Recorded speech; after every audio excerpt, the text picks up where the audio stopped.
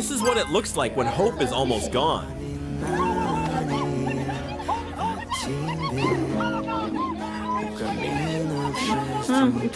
Even in fear, compassion can create a second chance.那个可爱的。